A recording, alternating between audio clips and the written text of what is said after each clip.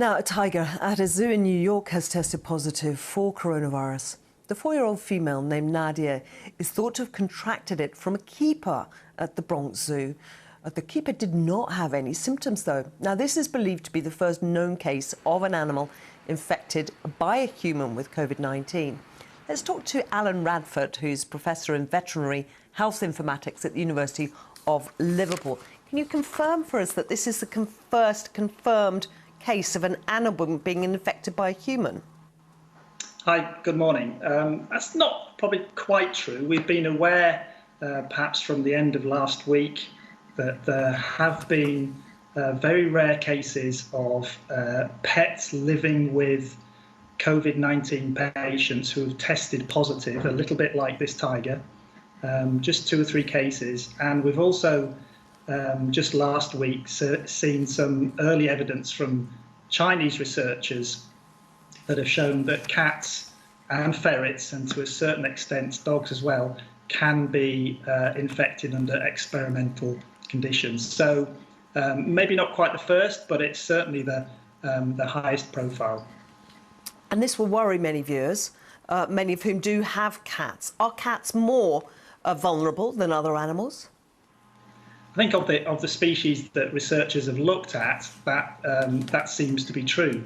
Obviously, researchers are rightly most focused on human infection and human disease, but there are now scientists turning to animals and looking to see what species are susceptible, and the cat seems to be, with the ferret, the 2 most at-risk species.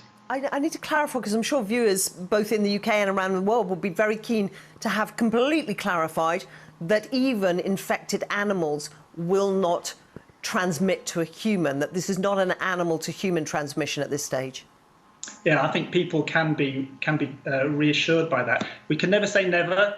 I think that's important to say.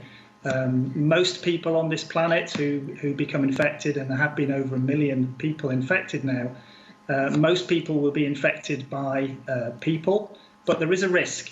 There is a risk there that animals could transmit it, particularly cats, and I think we can take some sensible small precautions to minimise that risk.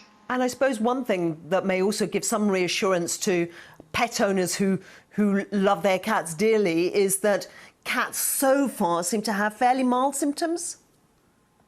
Yes, that's true. There's been a cat in Belgium that I think was clinically normal. The tigers in Bronx Zoo had mild signs. And Dr. Radford, I do apologise, I'm going to have to cut you off because we have to leave you now. You're watching BBC News.